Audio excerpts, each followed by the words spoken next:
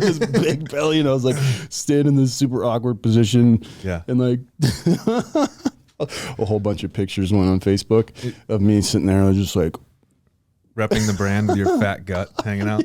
Are you still going to that place? Amazing. Have you? Were you for a while? I know we talked about it a little bit. Yeah. Are they open? And I haven't heard anything. They blew up. Okay. They blew up. There's one in Lowell, which is right next to 2 towns over from Carlisle. When we were living in Bedford, I started going and got connected with a bunch of the crew that does workouts, and so I haven't been able to go and actually do work, especially when COVID hit. Yeah. I hate saying it like this, but their population is definitely more active in the community. Yeah. And, there's a lot of sober house crews that come in. And so, with Bryn and now Cammie, I got to be a lot more careful. So, yeah. But a lot of the workouts I took pieces of and basically built a gym now in the basement of the house. Yeah, that's the way to do it, man. I wish I had a home gym set up. I don't have the space now, but I think that's ideal. Yeah. Yeah. It's funny you say that too, because I know we both used to be super involved in the community. What is your thoughts on, did you intentionally kind of take a step back, or is it just kind of a natural thing? I'm curious your thoughts on. I was actually really hoping we'd cover this, and I'm curious how you feel about it, because, both of us left Maine, and both of us were super, super active. Yeah. And in many ways, it became our identity. 100%. And also like completely overwhelmed me. And moving down here was like a really nice kind of physical boundary. Yeah. Not just being able to say like, hey, no, I'm not available that day, or hey, no, I can't do that. Hey, no, I have to work, or I have to do this other thing. It's literally I'm an hour and a half away now at least. And so Bryn and I talked about it quite a bit, that it was, we both had to kind of reorganize and kind of recommit to certain things in our recovery. But it was so nice to kind of be able to step back and just be like, oh, let's go for a walk today and tomorrow and the day after that. And what are we doing this weekend? We literally don't have plans. Yeah. We could do whatever we want. Yeah. Yeah. And we were like, this feels like we're on vacation the whole time. Yeah. Since we moved away from Maine. Yeah. Vacation land. Yeah. So it's kind of it was a double-edged sword, because we miss so many people, and Of course. we don't feel as plugged in, but it's course. been really nice. Yeah. And I'm curious how your experience has been too. Yeah, I mean, for me, same thing. I happened to move down here as well, right? Which gives you that physical boundary. And I think it was a good and bad. I think the bad part was I was so used to I had my identity attached to what I was doing. And I felt like I was doing something important, or I even felt like I was important, which maybe is a negative. Yep. And when I came down here, then nobody knew who I was at all. Zero. Nobody gave a shit. Yeah. I was like, okay, like, you know what I mean? Exactly. And then you try to tell people like, well, yeah, I do this stuff in Maine, and they're like, I don't give a fuck. Yeah. What's cool? Who cares about Maine? Yeah. Like, where's Maine? But so it was kind of a struggle for me to like find a new identity, or be comfortable being myself, not the token guy in recovery type of thing as well. Yep. But having and for me, it also slowed down too with COVID, because I was doing quite a few speaking engagements, which I really enjoyed. And then that dried up, do some of like the Zoom calls and stuff like that. But yeah, I don't know. There's a lot of layers to it for me. And I even went from being like super, super public and to when I got down here, I like at one point deleted my Instagram and kind of like went off the grid a little bit. And I wasn't writing and doing anything. And so now I've kind of come back into the public eye, I guess, but in a different version of myself, and less so, like that, all the stuff that we did is super important. I'm super proud of a lot of that stuff. Oh yeah. But I think I knew from the beginning, I never wanted to be like the token guy in recovery. Like and I see those people that do that and are, even, older than us, going into their 40s, 50s, 60s, and that's still their identity. And I don't know that I can say that's a bad thing. I knew I didn't want that for me. It's not who I was. I'm more than just that. Like that's an important part of my story, but that's not who I am. Yep. You know? Yeah, totally. And actually, that's one of the things that always impressed me about you, and you're giving me goosebumps, was that you did all these badass things that helped a ton of people, but you kept a professional lifestyle, like with a professional job and a career. And as a college kid, late 30-year-old college kid. Yeah, that's okay. Third or fourth college try at college. That was really inspiring for me because I came to a place where I was like, and not just like, what do I want to do with my life? Who do I want to be? You know? And it was really, really great having you as an example of like, oh, no, you don't have to pick one or the other. You can actually do both. Right. And I definitely lucked out with, you know, nepotism, my mom offering me a job at her company, which is now my company, which is pretty wild. Yeah. But I lucked out there, although got a degree in chemistry, got a master's in policy planning and management in a year, which was wild. Working overtime, going to grad school overtime, that was fun. But it was, and it's now the best of both worlds. Like I can feel like I'm definitely a little fish in a big ocean, you know, little coatings to go. You got the whole coatings industry, and they look at us like we're kind of a joke, and I'm fine with that. We make money. Yeah, that's the important part. Yep, and we're on some pretty cool devices, and we really help a lot of people that way. And I was at this presentation once, and the guy said it was like a up and coming CEO's startup, you know, presentation, and the guy said, "You don't have to own the mountain. You know, you can be the hill on the side of the mountain and own your hill." Own it. Yeah. And it was like, hell yeah. That's kind of how I feel. And that has been my approach. I'm not trying to take on like our quote unquote competitors do like 10, 20, 30, 50, 100 times more business than us. And that's fine. And they do all these other services, and that's fine. In the same way that I had to kind of reassess recovery and where I could flex my muscles there, I did the same thing professionally. And again, circling back, it was really cool seeing you go from the job you had to moving down to Boston, having a couple different professional careers, staying plugged in and kind of recreating yourself. And I've always loved your philosophy on just things in general and life, and how deep you are and how shallow you are at the same time. Like, you know, like accurate description. Yeah, I love that. I'm a total bro.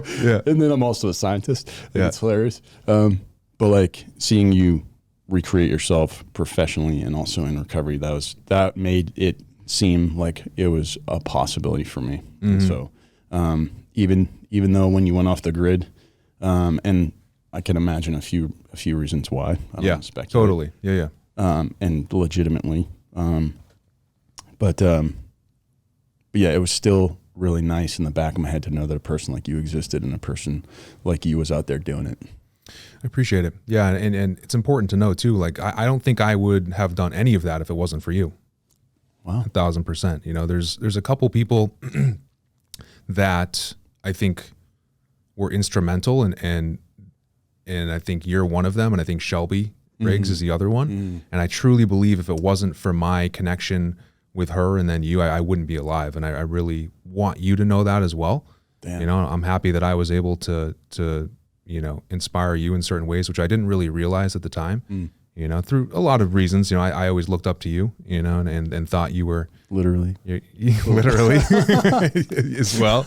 But yeah, man, it kind of comes back to, like, I think, I don't want to speak for or at other people, but I think for me, staying so close and so plugged into that small world is like prohibitive. It prohibits growth. Like you're staying, you need to have both. Like, what value can I bring to the recovery community if that's the only thing I know is how to be in recovery and, you know, work a get well job and just do stuff? I don't feel like I'm bringing a lot of value to people in early recovery. I think you need to go live life and be successful in the real world outside of a church basement. Like, that stuff's great, but it can't be the only thing. And a lot of people get stuck in just that world. And that's, you know, what I wanted to break out of and did. And Yeah, you as well. You know? Yeah. And actually, speaking of Shelby, I think one of the reasons that I broke out of it was literally Shelby. And I've said this story before, and I'll say it again. So I found my roommate overdosed and dead, which was pretty much the most horrible experience of my entire life. And at this point, you were already several years in recovery yourself, right? I was just under a year. Just under a year. He actually had he had about 6 months. And yeah, so finding him, but then also my first call was to his mother after dialing 911, and hearing her, and somehow she already knew, and that I definitely relive often. And then when they came to pick up his stuff, his father coming over to give me a hug, and literally his legs gave out. And I just held him as he sobbed uncontrollably sobbed at his youngest son ODing, or excuse me, his oldest son ODing. But I had all this pent up rage and all these emotions and all this stuff going on. And I tried to take it to inventory and take it to 12 steps and take it to the halls. And I felt like the amount of trauma I had was bigger than the steps, bigger than AA, and bigger than the recovery community. And so I reached out to some mental health professionals. I started counseling immediately, and Shelby reached out and said, "Hey, there's this bill coming up, Good Sam Law. Do you want to come testify?" And I was like, "This is." Speaking of egos, yeah, I was like, "Me? Flowers for me? Yeah, you want me to come testify?" And then, come to find out, anyone can go testify on a bill whenever you want to. Of course, yeah. But I've said this before, and I'll say it again. She invited me, and I have since that point, understood that you should never underestimate the power of the invitation. Just the simple invitation to do something different or try something different or be that thing that's different. Well, making the decision to say yes to those invitations has been instrumental. That's the key. For sure. And, I mentioned luck, and maybe I go back to Seneca with, where preparedness meets opportunity. If you're not going to say yes to an opportunity, then the door is going to shut, and your life will go in a different direction. But again, it was an amazing opportunity, and it just felt so good not to go up there and have a counseling session in front of all these senators and politicians, but to feel like my experience wasn't just this blank void of something that I was going to have to find a community of people who had been through the same thing and had this horrible tragedy and talk to them about it. It was something that I could make some positive change in the world and impact, laws, impact lawmakers, impact law enforcers, and really make a difference with it. And that really is what my recovery has been about since, is like taking my experience and trying to make some kind of positive energy in the world with it. And you did make a massive impact, It's really cool to look back. I mean, YPR Maine is still going strong. There's only one chapter now instead of the 8 that we had at one point. But YPR as an organization has exploded. They're now actually offering programming, so life skills trainings. Which is so important. I think it's lacking. So it's probably, lacking. I mean, I always said to myself, if I open up, even a sober house or something, like that needs to be a key component. Yes. How do you live life? Yep. And not just be out of the house from 9 to 5. Right. Go get a job. It's like, no, like let's have some programming. So what's crazy is like with Shelby, when I met her, I was, I think like 30 or 60 days sober, living in a sober house. And this is the crazy part about not even just the power of saying yes, but how I met her. I was sitting in Panera Bread in Portland because you had to be out of the house. I didn't have a job yet. I had just torn my life apart. I had like a bag of clothes and I was just like $20 in your pocket. Yeah, drinking Monster energy drinks, like just trying to figure out what the hell to do with my life. And so smoking my breads. Yeah, I wasn't. Thankfully, I never got into the smoking, the Marbreds, the Newports. But I was in Panera Bread, like on my laptop, probably looking at LinkedIn and trying to find jobs and stuff like that. And this is crazy. This still blows my mind. The story to this day. So I'm sitting there, and a few tables away, I overhear a conversation, right? And it's Shelby sitting with another gentleman, I think in a suit. And they're just talking about relevant issues with, the opioid epidemic, with heroin.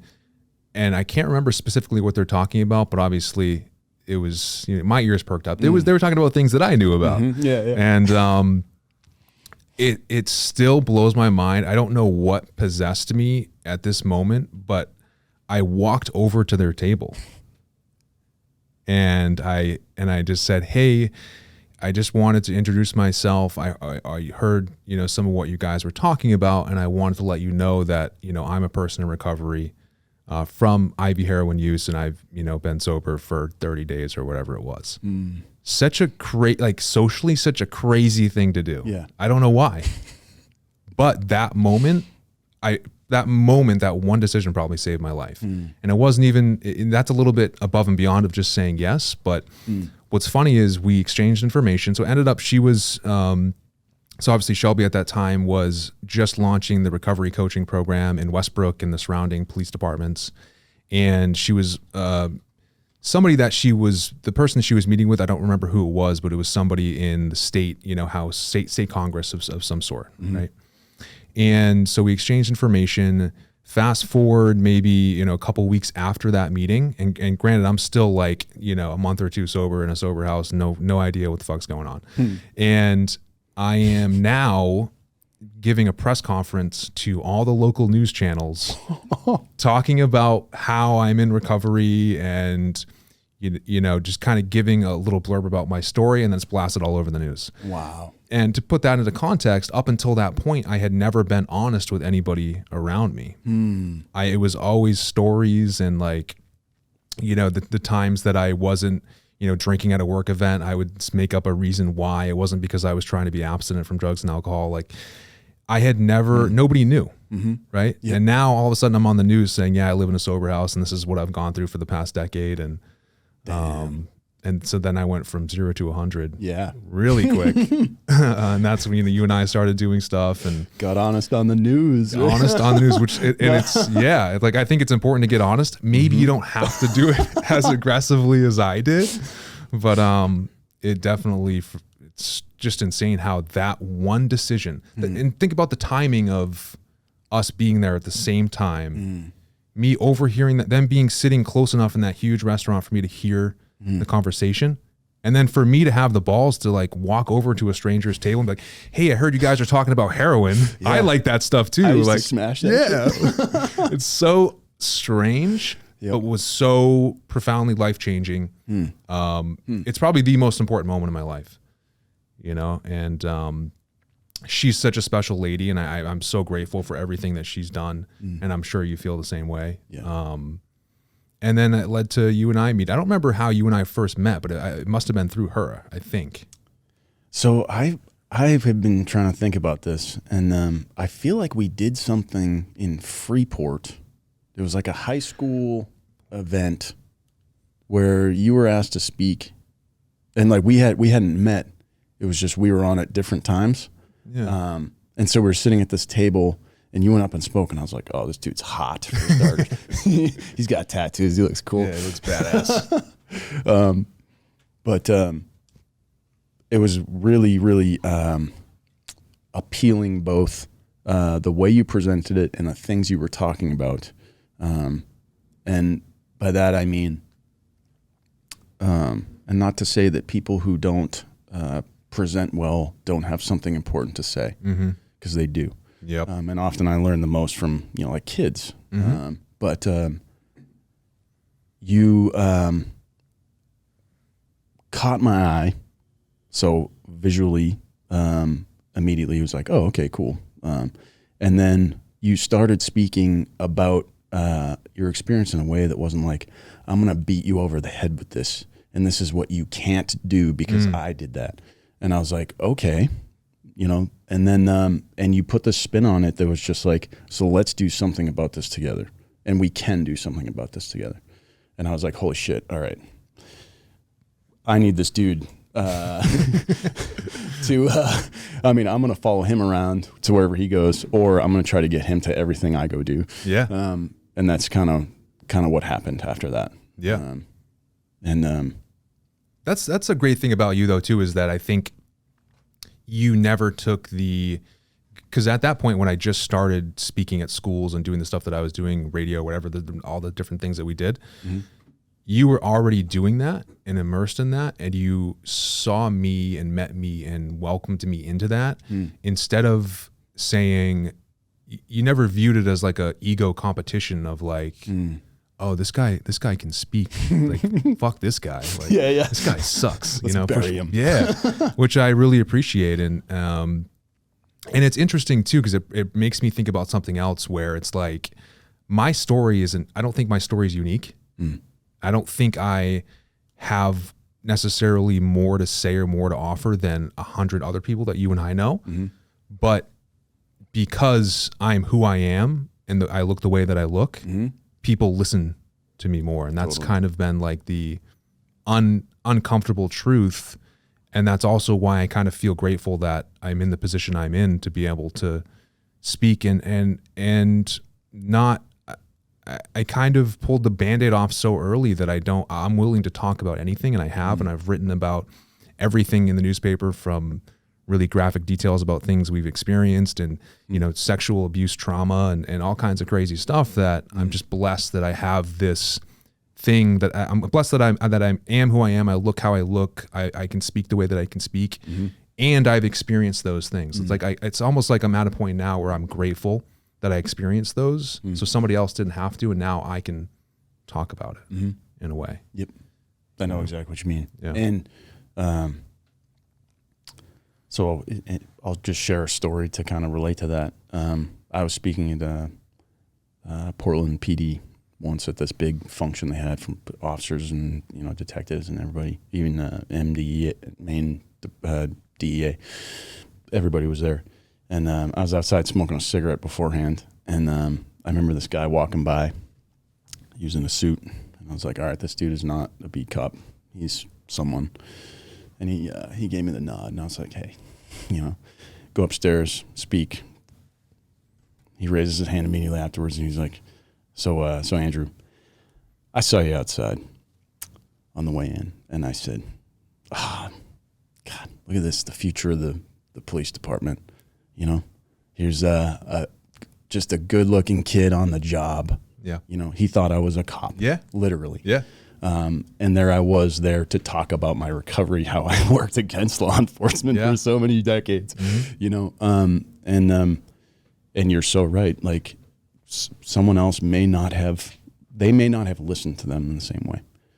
And if I had explained things or said things in a different way, you know, they may not have actually heard it, and it may have stopped at their ears and not gone into their heart. Yeah. But I feel like that's also kind of like I have this guilt about leaving Maine and kind of stepping back from the recovery community as much as I have, and I'm still pretty involved. Like, I'm actually on the YPR board. So we have our annual board retreat in DC. I leave Wednesday, but I also feel like I have this deep responsibility to kind of own my privilege, because I have no criminal record. Yep. And I allegedly did quite a bit of crime through my youth. I was recommended to say the word allegedly. Yeah. They're like, Andrew, if you can do it, there you go. Yeah. You know, I don't want those conspiracy charges coming back years later. It'd be inconvenient. But so I'm so glad that this is kind of where the conversation has gone, is, you know, to recovery, because I feel like, you know, in my professional life, I still practice and talk about some of the flavors of recovery, you know, being honest, being transparent, owning whatever it is your shit, you know. Hey, I fucked that up. Totally. Thank you for actually, thank you for highlighting that. Yeah. This is inconsistent with that. We're going to get right on, stuff like that. Yeah. But I feel this deep responsibility still, and then oftentimes this guilt that I'm not as involved or not, this isn't my entire job or my entire life anymore. And so I've been, done a lot of work trying to fight that. And I don't know what your experience has been with that too. Yeah, it's interesting. It's, I try to think of when I was in, let's say just thinking back to like my first couple of years in recovery and being honest about it.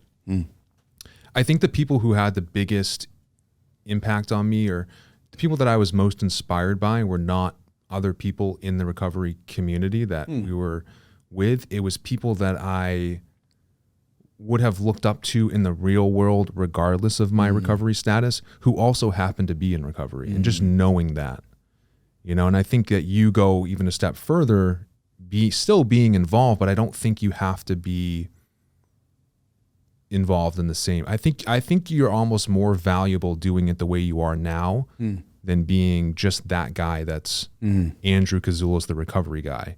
I think Andrew Kiezulas, the CEO,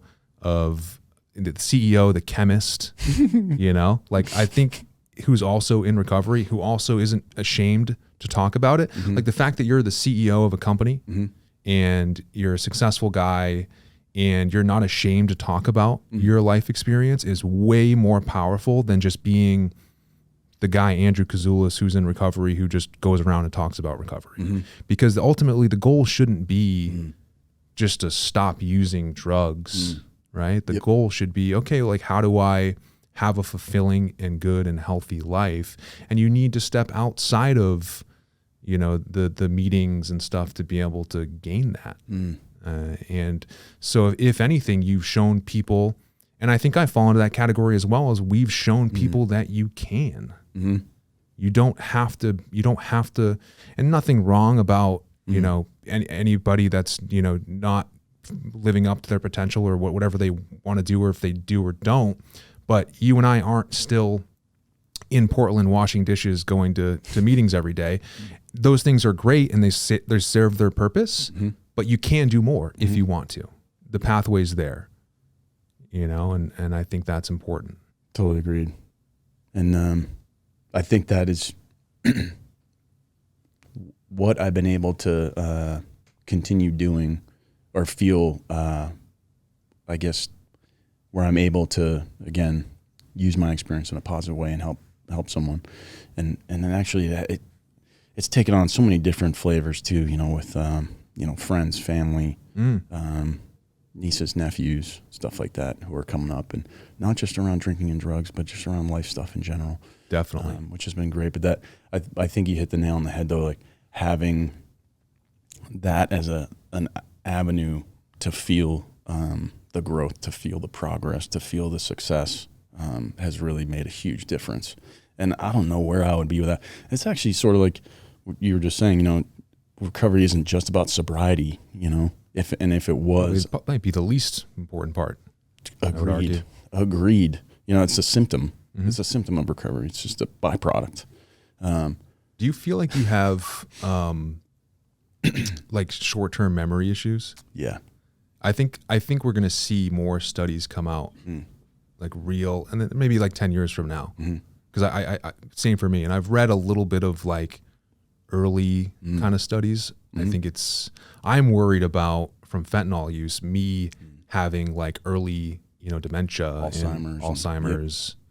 Yeah. And I was interested because you're a scientist, so I was interested in your thoughts on it. And so going back a few years, but the capstone part of it was doing a lit review on the research on CTE, or chronic traumatic encephalitis, which is the basically repeated head injuries, right? With a lot of the football players are experiencing proteins binding to certain parts of the brain that really change your brain chemistry and make you more aggressive or make you more prone to depression, anxiety, drug use. But I also wanted to look at the impacts of non-physical trauma. So emotional trauma, spiritual trauma, existential pain. And that often comes with, and that was how I broke down kind of my back injury was, you have the biopsychosocial social model of substance use disorder, right? Biological, genetic, psychological, brain diseases, sociological. You're in an environment where it's prone to, and so I broke my injury down that same way. So I had the physical pain, right? But then psychologically, I could not function without the use of drugs. And actually, this is one of the reasons why heroin was so much more appealing in my life. Can you get to a place where you're like, heroin in my life sounds like a good idea. You're obviously in a mental prison at that point. Of course. I remember thinking to myself, like, wow, this is actually like a perfect fit. I'm going to do this forever, every day. Yeah. This is my answer. Yeah. And I think it was for a period. Yep. And then you figure out that it's maybe not it is an answer, not the best one. Yeah. No. And what you have to do is less and less effective as an answer. So you need a bigger and bigger answer, more and more frequency. So the volume and the frequency increase, and all of a sudden you're like, I literally can't afford this. Yeah. But then you have, the sociological component where I was cut off from friends and family, started lying and cheating and doing crime. And so I was skirting the back, roads and back streets, running around Southie and Charlestown like I was a gangster. Yep. I'm a kid from Carlisle, Massachusetts. Yeah. 5,000 people. Yeah. Literally no street lights, not even a blinking yellow light. Yeah. That's where I come from. Yeah. And I'm running around town like I'm on The Departed, kid. Yeah. But yeah, so the capstone I did basically rolled out how non-physical trauma plays out in the brain. And in short, it causes brain swelling and kills brain cells in the same way as a physical head trauma. Non-physical, does that include or not include the chemical aspect of it, of the stuff that we're putting in our body? Is that what you mean? Or you mean physically? You mean just like what the brain does to itself when it's dealing with types of things that we went through? That's exactly what I was talking about. And I did not even consider what happened. Well, I mean, I guess there's a lot of studies on, either wet brain or the psychological impacts or the physical impacts on the brain. But I hadn't even considered how that would play into having, non-physical trauma. And I guess I was thinking about it too more because I experienced sexual abuse as a kid. Same. And and how that kind of plays into, the peculiar twist that precedes the drink. The big book thump, but how the brain chemistry is changed to accommodate a state of being where you're in so much pain that a life with these horrible things that everyone knows is terrible is more appealing. And kind of breaking that down to, is there some science behind that? And the short answer is then looking at it in the frame of, it's actually a similar process to how sunlight breaks down your skin cells and creates free radicals, and the free radicals go on to do all kinds of nasty things and create skin cancer. That's a similar process to what happens in the brain, and your body's reaction to it actually causes secondary and tertiary damage with the release of cytokines and the uptake enzymes that cause more damage. What I wanted to get at was, is there a sunscreen for this? Is there a way we can prevent something, resiliency building? And, I mean, I think the sunscreen is the adverse childhood experiences and not having those. Because you look at, not everybody that I've met that has childhood trauma has also had substance use disorder. But I can say in my experience, every person that I know that has substance use disorder does have childhood trauma. Totally. 100% of the time. Yep. And, you know, you look at, I can't remember the scientist that came up with it, but you have the chart of adverse childhood experiences where you can kind of tick the box of, have I experienced this? You get a score. And then you see how much the numbers are against you, as far as, will you be a victim of domestic violence? Will you commit domestic violence? Will you use drugs? Will you be imprisoned? I mean, they just multiply significantly the more adverse childhood experiences you have. Yeah. I think, but what I think we can do is, maybe, you know, if you can't stop bad shit from happening to kids, for me, it's like, I wish I had figured out better ways to deal with it. You know, and it didn't take me until I was like in my late 20s, early 30s to start figuring out how to deal with that shit, or even confront that shit without, you know, injecting drugs and acting out in whatever other crazy ways, and self-destructing and self-sabotage, and, you know, all these crazy things that we experience. And I don't know, you know, it's interesting though. It is interesting, and I'm glad that we're talking about the fact that it isn't, and it never was really a drug issue though, right? It's just, this is how people are treating themselves because they don't know what the fuck else to do, you know, really. And it's not that, you know, I feel like I chose drugs as a solution. I just didn't know what else to do. It worked. Like, I didn't know what else to do. You don't know what you don't know. That's so true. And I fearlessly searched for different things. And actually, I'm really glad I played sports too. And you know, I was naturally athletic, which I'm lucky. Yeah. You know, that I was athletic, because that kept me engaged in sports, and that certainly helped out. But also, you know, I mean, even sports is kind of like a double-edged sword, because there are so many players that's, you know, I have an interesting question for you though. Didn't you first used opiates or opioids because of a football injury? It was actually lacrosse injury. So this is really interesting to me, where that happened. So obviously I'm not blaming sports for that, but that happened.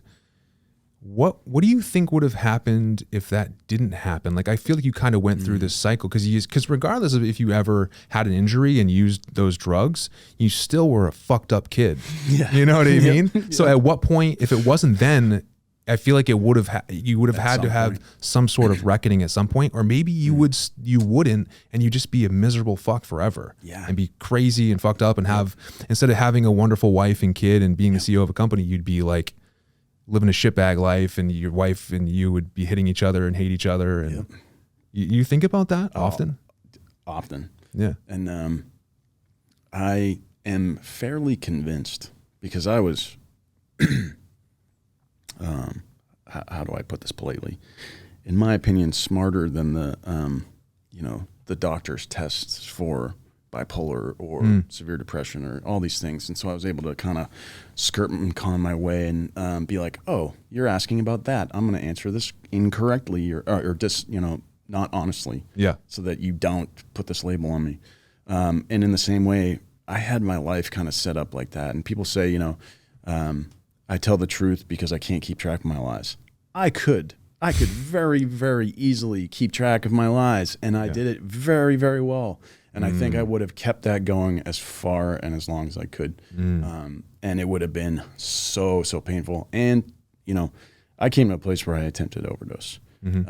I think I would have done the same thing, only I think I would have done it while blacked out drunk. And I have known a few people who've done that, and it usually is final. You know, they're like with the overdose. I came back and woke up and I was blue, and I was like, what the fuck, you know? Yeah, I've been there. Come on.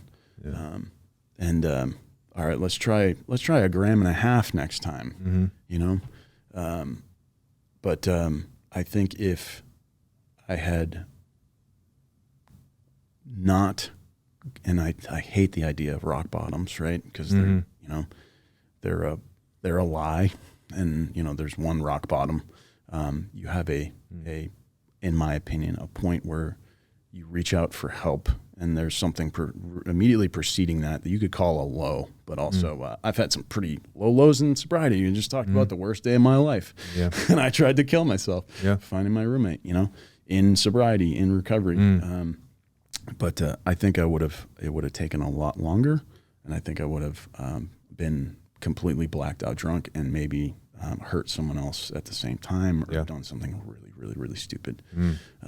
So in that way, I'm, again, it's such a weird thing, grateful that things went the way they did.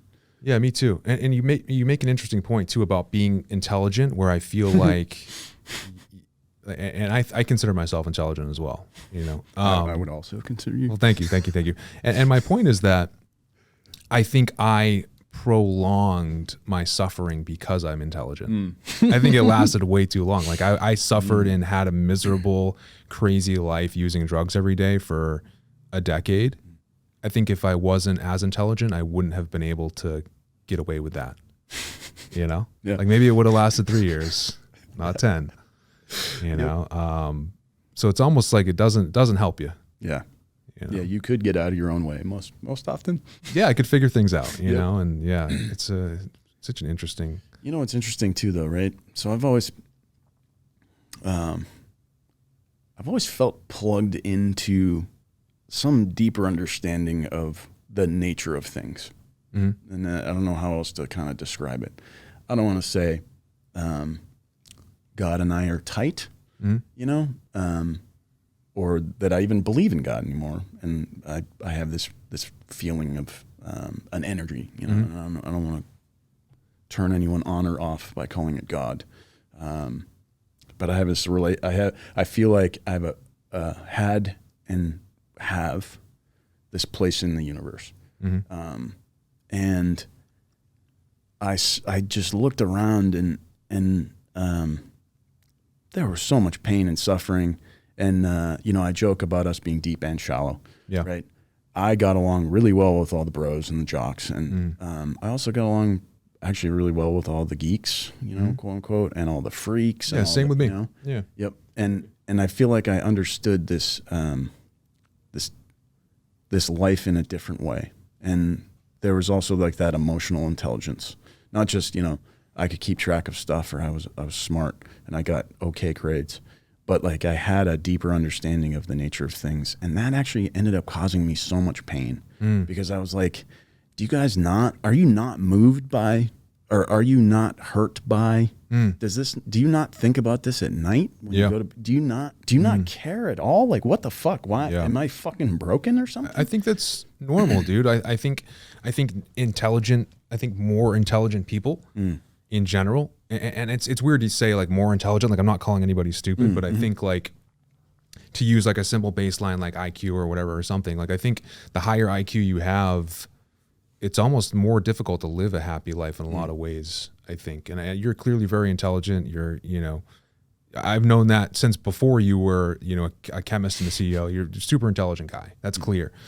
But I think you also see more, and I think part of, in the limited amounts that I've read, like when you talk about specifically like with IQ, people with higher IQs tend to be more aware of the people around them. And you notice that whether it's and I think you can notice that in everyday life when you're walking in the street, when you're driving. I always think about like the people that, if you're walking down the sidewalk and then there's storefronts, the people that just walk out into the sidewalk and almost run into you versus the people that are aware of the people around them. I genuinely think that's like, we could measure that, right? And that's something that's like God-given. It's not something I'm saying somebody's good or bad, but I think that awareness is like a sign of intelligence. So I think that translates as well into what you're talking about. Like you notice more and you're more aware of things outside of yourself, and it probably makes life a little bit more emotionally taxing in a lot of ways. Yeah. I mean, and I shouldn't say it's only a source of suffering. It is also like, again, I go back to, whether I die today, tomorrow, or, if I crash and burn coatings to go and things go completely off the rails. I feel like, I feel at peace already with the universe in this weird Yeah. way, you know? But Yeah. also I just feel like so torn because I feel so many people are just not a part of this world. And it just like, it tears me apart. And the way people treat each other. What do you mean by that? Somebody's not a part of this world. Like, what does that mean? So, in many ways, you know, you could be traumatized by it to the point where your existence is about the size of a basketball. And so as you're walking out of a store, you're not looking left or right to see who's around you. You're just going in your direction, and you're the only one that matters. And there's this video camera behind your head, and you're the main character, you know, of this, you know, docu-series that you're starring in. And it's only you in it, and everybody else is a character. But you see, you see these people who are just so unconcerned with anything but how they can get up on or get by on or take from someone else. Yeah. And it just feels like they're clearly a part of the universe. They're clearly part of the world, and they're so like not at the same time. They're in their own little bubble, you know? Yeah. And Yeah, I mean, life is, I think life today can be tough. I think it's tough for a lot of people. I think for 80% of people, it's hard. You know, even for somebody like me, somebody like you who has so much to be grateful for, and we have so much privilege, the way that we look, our backgrounds and the opportunities that we've been given. And it's still like, it's fucking hard for me a lot of times too. And I have to remind myself, well, like a hard day for me is still pretty good. yeah. You know, and you think about somebody else that doesn't have all of the opportunities that we have and things that we have. It's tough, man. Life isn't always easy, you know, and I totally agree. And actually, that's why I stopped saying, if I can do it, you can do it. Getting into recovery. yeah. Because I went to a pretty expensive treatment center. Do you think access has improved significantly since then? Not impactfully. And Interesting. You just look at the numbers and, you know. Look at the numbers as far as like success rate, you mean? Overdose rates. Overdose rates, yeah. Deaths. And, you know, we're still breaking records. Still plane full people. Do you think that's a chemical thing? Like, you think that's because the drugs have changed, or you think that's because the situation itself is getting worse? Or both. Both, yeah. Yeah. Yeah. I've been out the game a little bit. Yeah, but, me too. Me too. But it seems like both things are happening. And, you know, you go through a few political shifts, you know, in the last decade. Yeah. Where, you know, you see a push for, you know, more police presence. And then you see a push for more, you know, I guess social program presence. And yeah, it always, that's the troubling part with politics is there's no consistency. It's always changing, and you can't, nothing actually gets implemented, you know, because you just kind of go back and forth. Well, let's do this. Okay. But then we don't have enough time to do it. No, let's not do that. You know? So it's just, okay. Yep. The money dries up and goes to wherever. Yeah. You know, who knows? Yeah.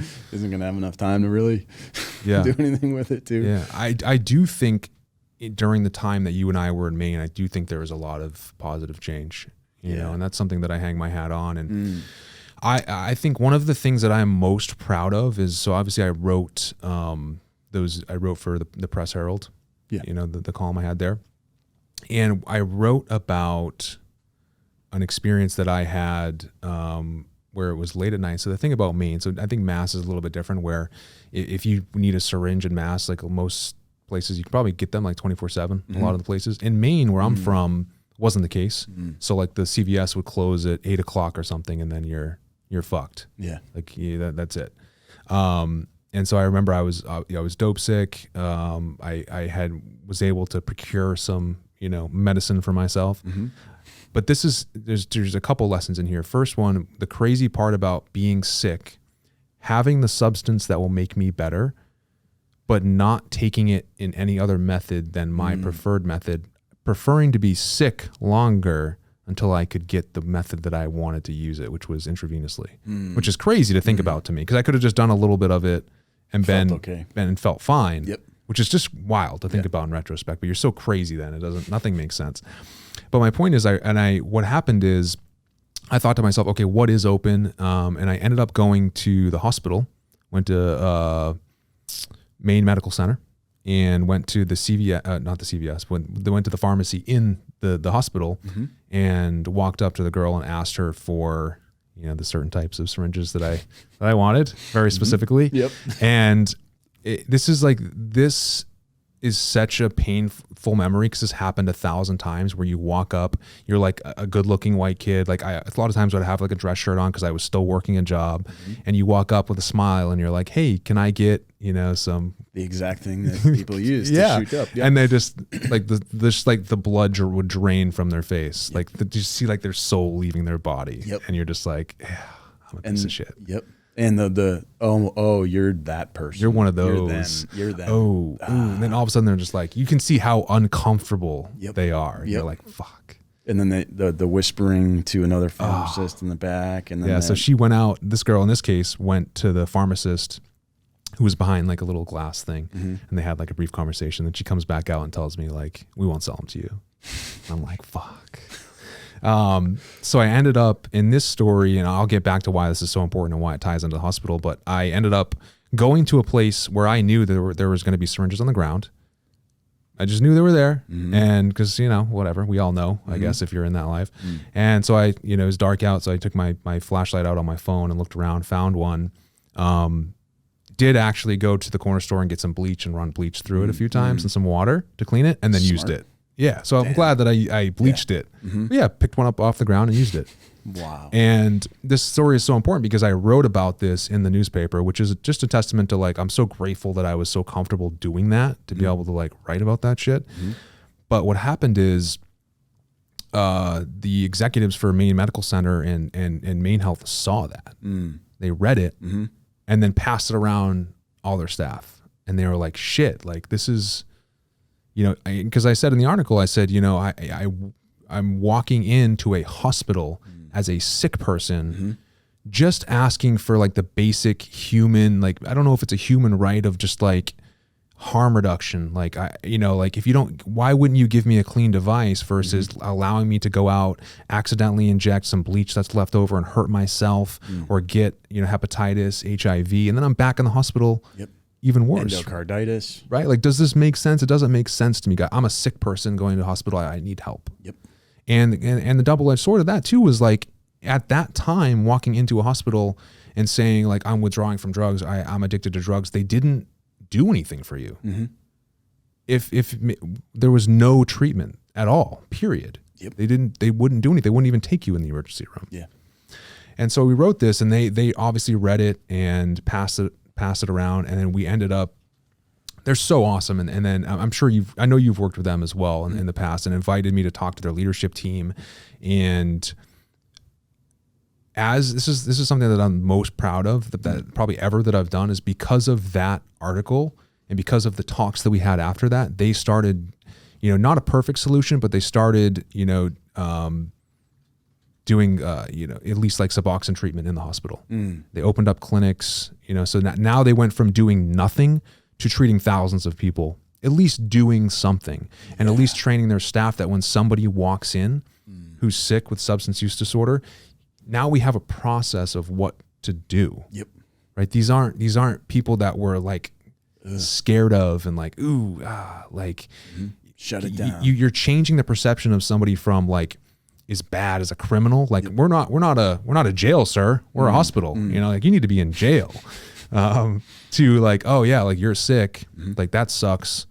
Let's do something that we can to help you. And I'm so proud of that. And I know you did so much as well that made such an impact. Even if you don't directly know about it, I know that you and I being in Maine for the time that we were and then leaving, we left it better. I truly, truly believe that. And I'm so proud of that. And I'm proud of you. And, something that I want you to remember, when you feel guilty, we left that place better than when we started there. Yeah. 1,000%. Actually, you're so right. And like, not just slightly better, like significantly better. Significantly. And speaking of Shelby and the Good Sam Law, Maine now has the strongest Good Sam Law in the country. And we were part of that work. So that feels really good too.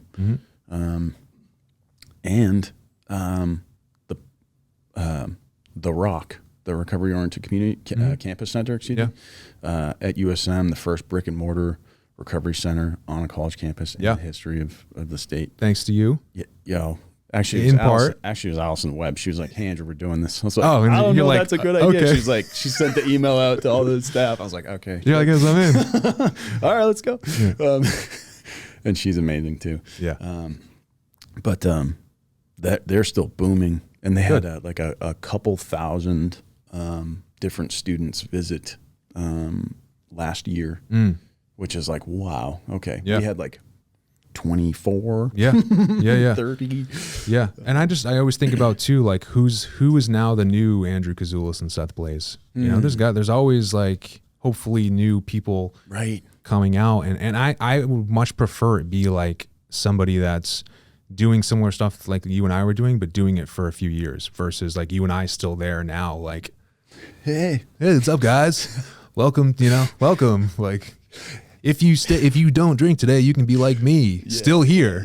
Like, which is like cool. I guess we need that as well, but it's like that's not for everybody. That shouldn't be the goal. It wasn't for me. It's not what I wanted. But I still recognize what was important, and so I just hope there's new people coming through. And I'm sure there is, like coming through and like going and testifying when needed and doing stuff like that. Actually, could not agree with you more. And recently saw. So Jeremy Hiltz. Yeah. He and his boy. So Jeremy is a badass for starters. He heard that they were tearing the jail down that he was locked up in for, I think, like 11 years or something. Or I don't want to say exactly how long. But he heard they were tearing it down. He emailed the commissioner of the Maine DOC and said, "Hey, wondering if there's ever a chance that I might be able to get my cell door." Wow. Didn't hear from them for months, and then got an email, show up at this place at this time. He rolled in. They had like a whole committee with a plaque and like this ceremony to give him his door with all these high profile people, the Maine DOC. Wow. Dude, this is so badass. He welded legs onto it and has been taking it on the road. No shit. And I almost actually wore one of the t-shirts today. He started a podcast, and he invited me on. He talked to you, and we just haven't connected on it. But and I got to have him. He's badass, dude. So the first picture I saw was of the Statue of Liberty in the background, in contrast to his cell door, and it just cool. It blew my mind. And listening to the first podcast, and I think the guy that he's running it with, his name's Brandon, and maybe I don't think so. So he's the first incarcerated person to get their master's degree in the history of the state of Maine, and he's now working on a doctorate in policy. Okay. And they are blowing up behind the door, and they're really they've got some awesome people on, and I'm a huge fan, and hopefully that's inspiring people, and like seeing them, it's like, oh my God, yes, like stuff is still going strong in Maine. Yeah. And it feels so good. Yeah. And actually, Hiltz was the first person to give me a paid gig ever. Nice. Like a speaking gig? Yep. Nice. He was like, "No, dude, I want to pay you." And I was like, "Oh, I don't think." And he's like, "No, dude, your story's important, and you tell it in a certain way, and it's a little different.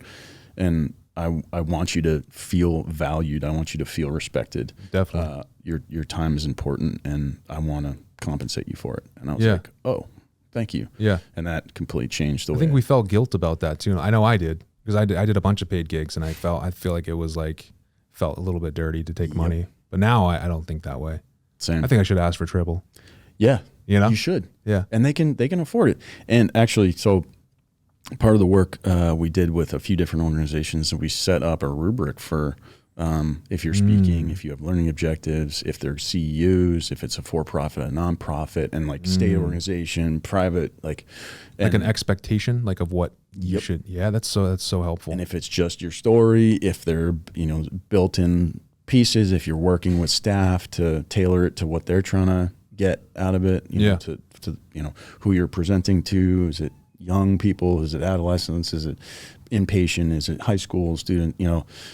We set up this whole rubric to basically establish how much people should be paid for this which is helpful for both sides. Yeah. Helpful if you're speaking and if you're hiring somebody. Yep. Yeah, because I think there's a lot of, and we were big on this. I remember we talked about this a lot, like when we were involved, is like not wanting people in recovery to be included in the process rather than being like, tokenized and being like, oh, hey, look, like we have this thing. Yep. Check it out, Shiny like, object. but then we don't actually allow them to be part of the process, but we're going to wave them around, and I think, I know you specifically did a lot of work on that, which was great, as well as, language, which is so important. And so a lot of good stuff, man. A lot of good stuff. Yeah. But yeah, I think, to circle back to, what I said, I think you're doing, the times that you feel guilty, I think you are doing a bigger service to the community and to the people by doing exactly what you're doing. Word. Yo, thank you for saying that. 100%. I'm going to chill on that. You should. There are these little nuggets of inspiration you've given me over the years, and I'm going to tuck that. Any other good ones? Actually, the one that comes up the most? What's that? This is hilarious. Okay. And this is like, you said it, and I don't think you realized what you were saying. You actually said it as kind of a joke, too. Yeah.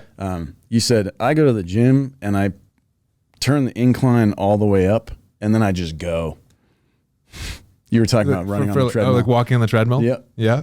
And I was like, why was that so inspiring? Dude, because that's like when I'm having a tough time, I'm like, dude, you turned it all the way up. Like, let's go. Yeah. And it's just like, like, and you're not like, it's not doing anything crazy, but dude, you were like ripped at the time, and I was like, wait, that's all you do? No, and obviously, and you did more than that, but it was like, I was like, that's so cool. They're like, you're like, I turn up the incline all the way up, and then I just go. Yeah. And I was like, that's the important part, is the going, right? It really is. I mean, that's the 5, 4, 3, 2, 1, go. Yeah. And it's like, I always use and I'm not in good shape because I'm not disciplined with the gym, but it's like, I always use the gym as examples because it's so easy. It's like, everybody gets so caught up in like, there's this huge business on like workout plans and shit. Like, you don't need a fucking workout plan. Go to the fucking gym, dude. Like, you're sitting at home planning. Yeah. Just fucking go. Do anything. Walk around the gym. It's better than planning. Like, do anything, dude. Like, just show up, and that's the biggest thing, is just showing up and doing it. And that's why we're sitting here. And we haven't even talked about this, like, podcasting, but I don't even know what the fuck I'm doing, dude. I don't know what, you know what I mean? Like, I just know that I want to do a podcast. I've wanted to do it for a long time. And so that's what we're doing. And you're my first guest, dude. And I don't even know. I don't even have a name for the podcast. No shit, dude. Nothing, brother. So like the people here at Big Night have been like super cool to like let me use the studio, and they're awesome. But like there's no long plan. I haven't hired designers to make me cool fucking logos and shit. And I think most people do that backwards. They're like, let me think for 6 months on a name for my podcast. Let me hire a designer. Oh, I got the best logo. How many episodes you have? Like 1. Okay, cool. Like, but I'm like, dude, let's just fucking do it. Let's get some, fire the mics up. We'll sit here. Yep. We'll talk about whatever we want. And I said, and I was telling Hurley before you came in, I was like, dude, Andrew is like one of the best guys. I've known him for a long time. Like, he has a really cool story. And he's successful now. Like, I know we can talk about anything. And it's like, and he even asked me like, what's the topic? And I was like, I don't know, man. I was like, I literally said the same thing that I said to you. Like, we can talk about Ninja Turtles. I don't fucking know, dude. Like, I just know that we are going to talk about something, and hopefully it's going to be interesting. Cool, and we just happen to obviously dive into like the recovery stuff, and that's, the addiction stuff, and that's important. But I don't know. When you said, we can talk about whatever we want, and this is dating myself a little bit, I guess. There were a handful of times, over a decade ago, where I would go on the internet. Oh, really? Right. Yeah. Okay. Yeah, the internet. And this was like before Reddit and Facebook and all this other stuff. Or I guess it wasn't, but in my life anyways. Yeah. But like, if you go on the internet, you're on Google, and you're just like Google. You're on the Googles. Yeah. And you're just an empty search bar. Yeah. And you're like, what do I want to look up? You know, and I had this moment where you're like, we can talk about whatever we want. Well, I can look up anything. I could look up. And then I realized that 9 times out of 10 when I did that, I would wind up at funny cat videos. So I was like, oh, maybe we'll talk about funny cats again. Yeah. Yeah, it's so interesting, and I'm curious to hear, because you're a super smart guy. Like, what your thoughts on this whole thing too? Because I've wanted to do this podcast thing for so long, and I get mixed pieces of advice where like everybody wants you to have like a kind of a specific topic, and whether it's I like, even though, and for me, I knew right away, like, I'm not going to do a podcast about addiction and recovery. I don't want to do that. I just don't. I think there's value in that, but I think that limits your audience, and I think, like I mentioned before, I think I would naturally have a bigger impact by doing a podcast about whatever the fuck I want, selling badass exotic cars, anything. Yeah. And just the fact that like that's sprinkled in there is way more powerful. Like, why are we, because here's the thing. I think when you do something like that, you're talking to that very specific audience. And I think it's more important to like expand out that. Like, I think a lot of the impact like you've had has not just been talking to people in recovery. You're talking to like everybody else around them, because for every one person that's a little fucked up like we were, there's 100 people around them. It's more important to talk to them. Yeah.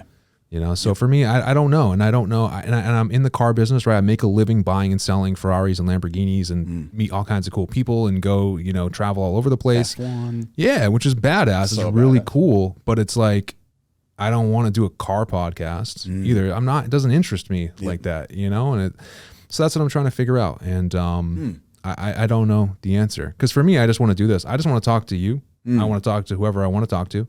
And it's going to be different. Yep. And it doesn't have to, you know, I didn't come in here with any sort of like, I don't have a piece of paper. There's no like, here, I want to ask Andrew about this. Like, I think most people would have like, there's a lull in the conversation. Let's talk about. Yeah. Or like some people would have been like, cause I could write down 100 things of like, if it was perfect and you and I sat down, what would I want to talk about? I could come up with like, oh, this would be so good if we talked about it. But it's just, I think the problem with doing that for me too is I'm thinking about what I want to talk about instead of listening to what the fuck you're saying to me while you're sitting in front of me. Like, I'm preparing to speak instead of listening. Yep. And I just want to have a conversation. And I think I'm capable of having a conversation, you know, and that's, so it's like trying to find meaningful and heartfelt and also intentional. So it's in both aspects, you know, what's the word I'm looking for? Spontaneous, but it's also intentional, you know? Yeah. And I was saying this to Hurley earlier too. It's like, I feel like if I had tried to do a podcast, you know, 15 years ago, it would suck. I think what's important is that I have life experience. Like, I've done the stuff that we're talking about. Yep. You know, and I've been through things, and I have different perspectives, and I've met really cool people that have had an impact on my life that I can now talk to, you know. It's the thing that's so beautiful about doing a podcast that I love, like the selfish reasons, or the couple of selfish reasons are, when's the last time that I've seen you, dude? Yeah.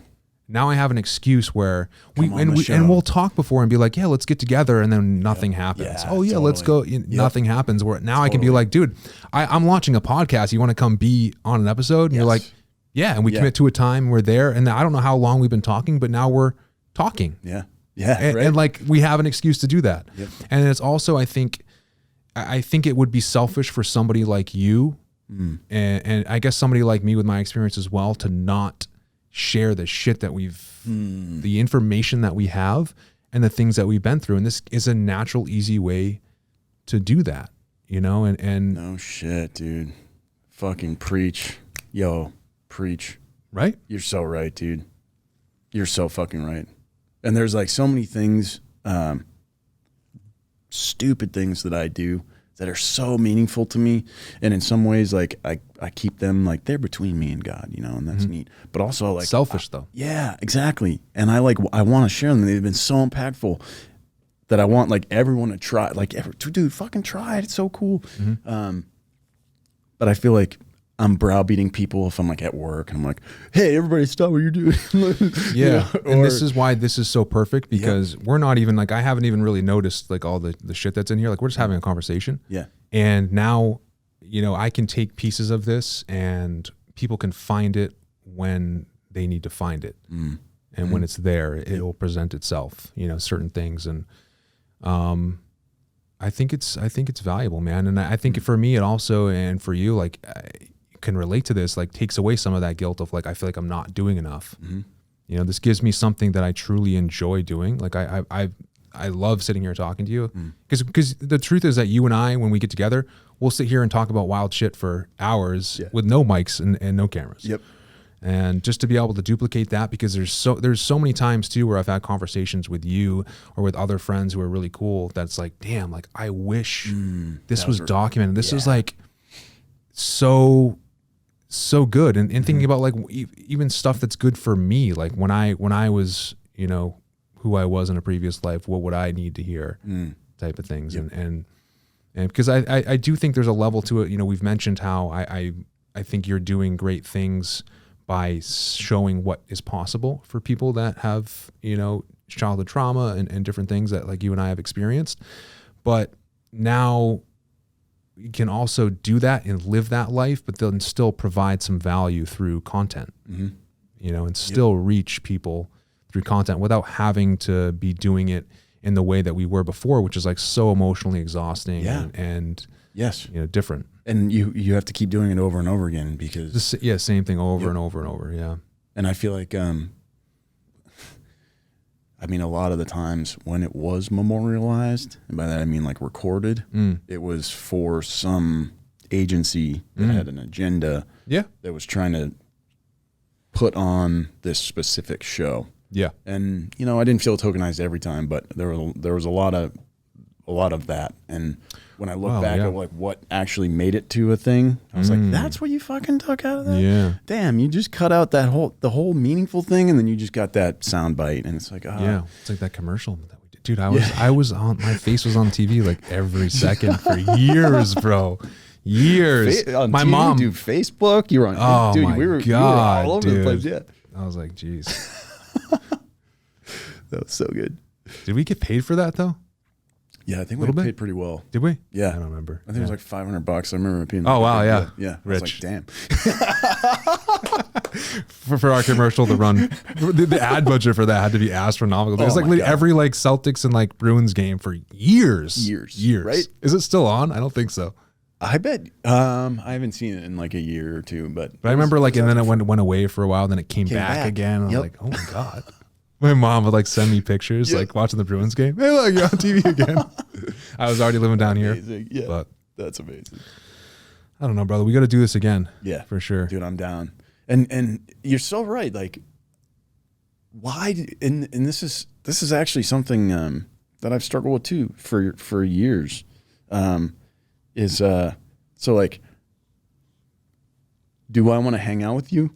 Yeah, obviously, totally. But I feel like, and it's some weird guilt shit still, you know, and I don't know if it's ingrained AA stuff or ingrained like Christianity stuff, because I grew up Catholic, you know, like,